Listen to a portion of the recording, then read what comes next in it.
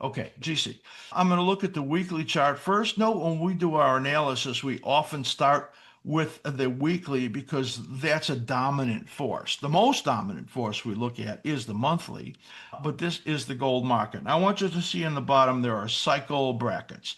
This is essentially a guide. It tells me where there is a rhythm in the market because we're looking at money flows is what we are looking at. And you can see in here the remarkable time, a continuation of time patterns that you see here.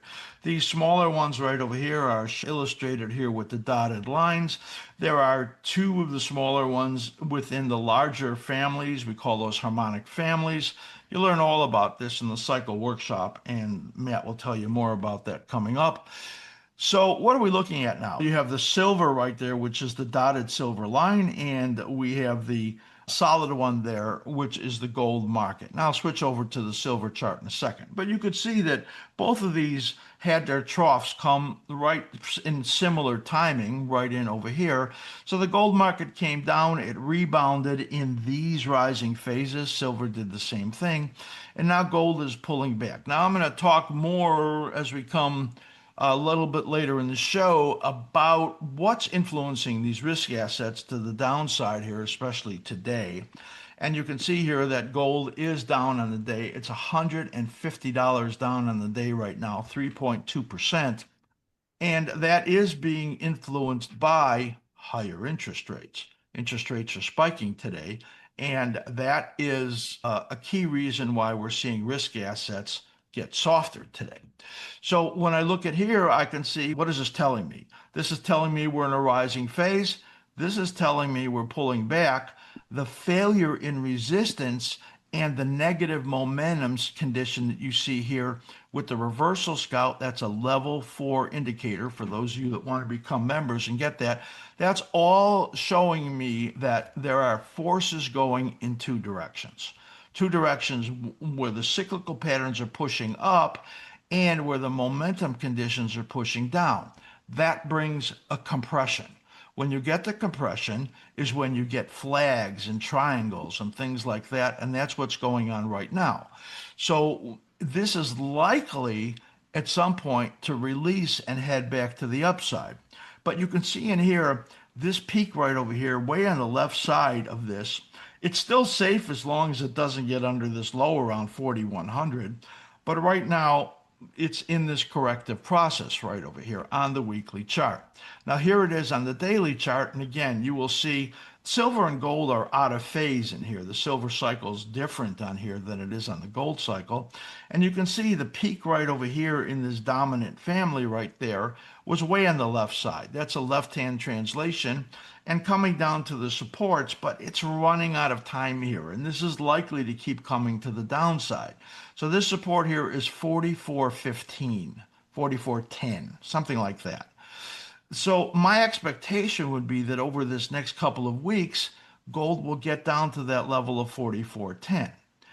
That is, when you look at the weekly chart, 44.10, it's like right over here. So it doesn't damage this yet. If that were to happen, then I would look for these to push upwards again, and we'll see what the gold market can do. Now, this decline over here is pretty much what I'm going to show you in the bond market. In other words, a decline here is an alignment with a decline in the bonds or an increase in interest rates. And that's what's pushing right over here. A left-hand translation, that peak over here coming down, likely to get down to this area of about 44.10. And that would be a key area. There's some support in here from the weekly around 42.75. That would be pretty low, and that would do some damage in here. So we want to hope it holds up in that area of 44, 44.10.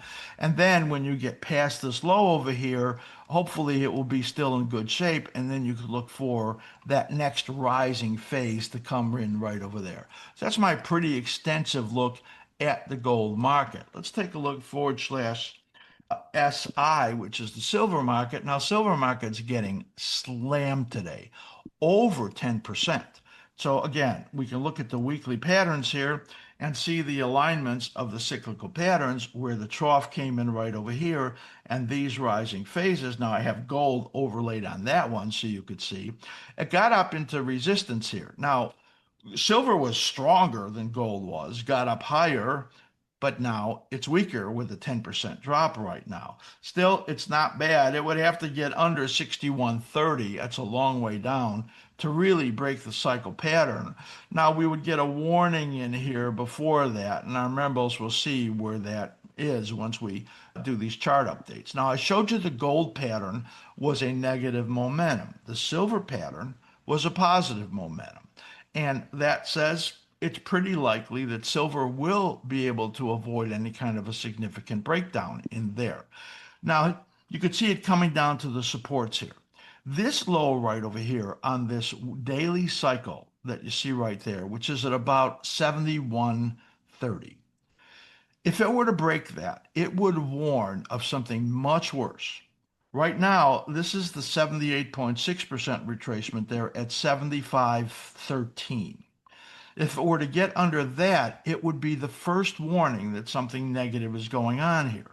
In addition to that, getting down there makes me concerned because there's all this time in the cycle right there. And again, that's in alignment with what I'm going to show you in TLT, which is likely that interest rates are going to continue on the upside. That's not good for these precious metals.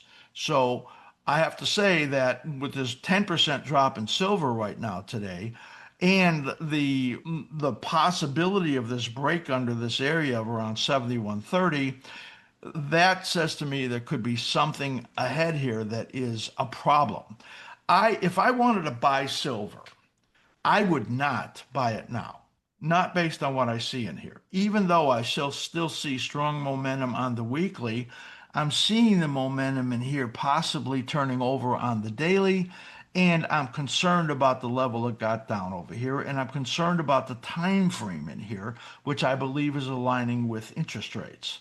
That says to me, I don't want to buy it yet. I want to wait until we get into this period, into early to mid-June, to be able to make a cleaner decision about that. Right now, I see a weakening. It's concerning to me that silver could break 10% when you get this upside move in interest rates, and it is clearly related to that as far as I can see.